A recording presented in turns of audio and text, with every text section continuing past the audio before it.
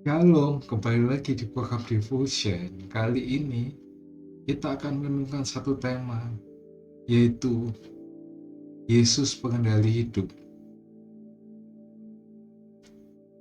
Manusia diberikan kehendak bebas, ternyata ini disalahgunakan manusia untuk memuaskan hasratnya. Manusia membuat rencana atau memikirkan masa depan tanpa melibatkan Tuhan. Yakobus 4 ayat 13 ayat 15. Tetapi ketika manusia mengalami kegagalan dalam hidupnya, dia mulai sadar bahwa manusia hidup memerlukan Allah. Dan akhirnya kita menyadari bahwa Tuhanlah yang mengendalikan semuanya, termasuk alam.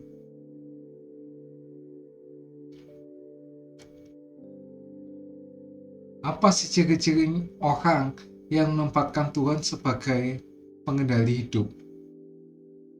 Yang pertama, itu orangnya takut akan Tuhan.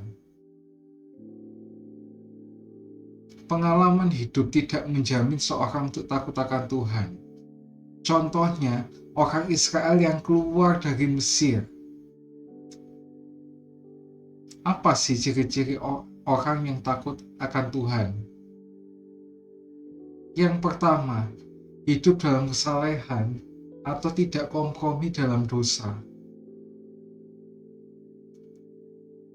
Yang kedua, hidup dalam kejujuran, karena orang yang sering hidup berbohong, maka kebohongan demi kebohongan akan terus dilakukan untuk menutupi kebohongannya. Dan yang terakhir, ciri-ciri orang yang takut akan Tuhan itu hidup menjauhi kejahatan. Karena apa? Kejahatan itu adalah segala sesuatu yang melawan Tuhan dan yang bertentangan dengan firman Tuhan. Seperti yang dikatakan di Amsal 8 ayat yang ke-13.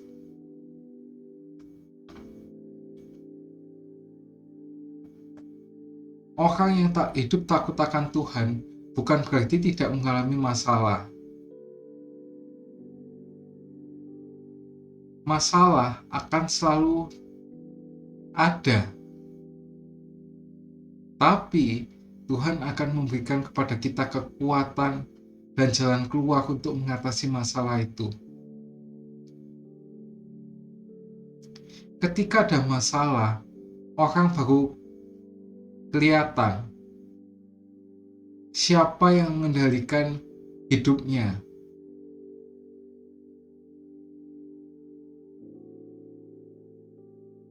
Manusia itu sendiri, iblis, ataukah Tuhan? Ketika manusia mengalami masalah, Tuhan suka pada proses, tapi manusia suka protes. Maka itu kenapa sering demo ya, terutama untuk Piala Dunia U20 di Indonesia ini. Kedatangan yaitu bangsa bintang Daud itu banyak di demo karena menjajah bangsa yang didukungnya. Yang Tuhan berikan pada orang yang takut akan Tuhan itu apa sih? Tuhan akan menunjukkan jalan yang harus dipilihnya atau dikendalikan Tuhan, seperti yang dikatakan di Mazmur 25 ayat yang ke-12. Nah, ini bukan berarti manusia itu tidak memiliki kehendak bebas lagi.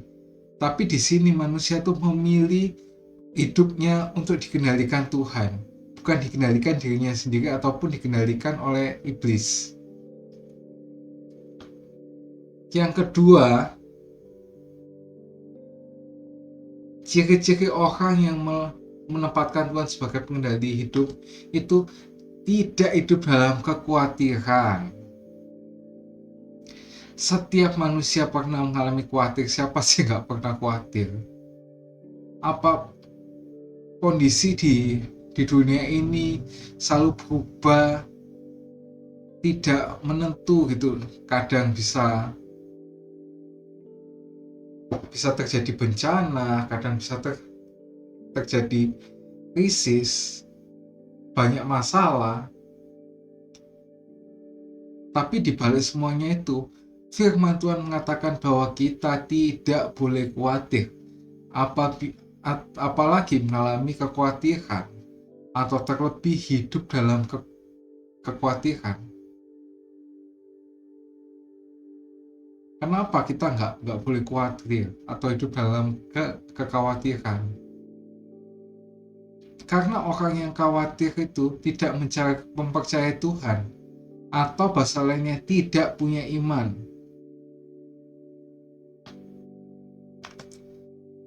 Apa sih masalah-masalah yang bisa membuat orang khawatir? Yang pertama, kita mengecilkan Tuhan dan membesar-besarkan masalah. Atau ini bisa dibilang kita itu fokusnya pada masalah, bukan sama Tuhannya. Karena masalah itu lebih kecil daripada Tuhan. Tuhan jauh lebih besar daripada masalah. Yang kedua, kita melihat kenyataan tidak sesuai yang diharapkan. Makanya sekarang itu kan banyak ekspektasi, realita kan banyak kayak gitu yang berbeda dari ekspektasi ke realitanya itu. Yang terakhir, apa yang membuat orang khawatir? Yaitu memikirkan masa depan. Nah, di Matius 6 ayat 34 itu dikatakan bahwa kesusahan sehari cukup untuk sehari, karena besok pasti ada kesusahan lainnya juga. Nah, ini yang paling utama. Mengapa sih kita itu gak boleh khawatir? Karena kita itu berharga di mata Tuhan. Binatang sama tumbuhan aja dipelihara, masa sih kita enggak?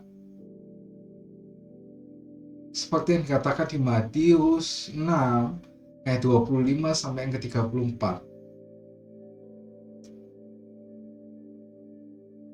Terus apa sih akibat kalau kita itu khawatir terus? Yaitu nggak menambah sehasta jalan aja pada hidupmu, atau tidak ada jalan keluar, atau stagnan maksudnya itu.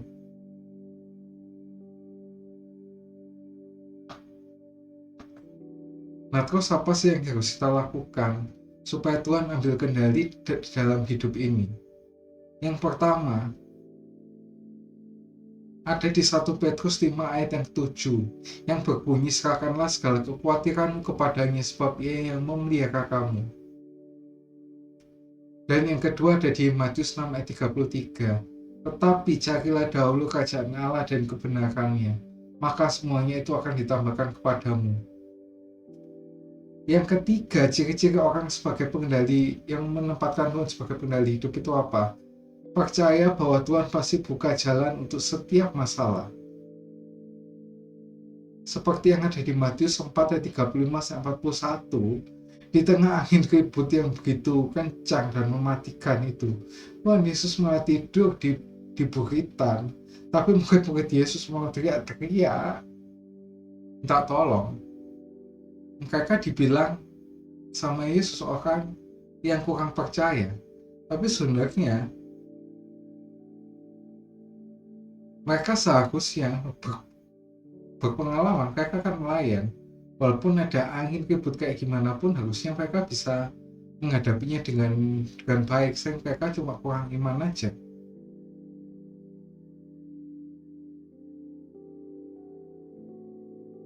Percayalah, pasti Tuhan buka jalan kok siapa ada masalah. Walaupun kita cuma dikasih kekuatan, berarti kita tuh harus lakukan bagian kita dalam menghadapi masalah itu. Terus apa sih yang kita harus lakukan? Ya, Amsal 3 ayat 5-6 yang berkata, percayalah kepada Tuhan dengan segenap hatimu, janganlah bersandar pada pengertianmu sendiri. Akuilah Dia dalam segala lakumu, maka Ia akan meluruskan jalanmu.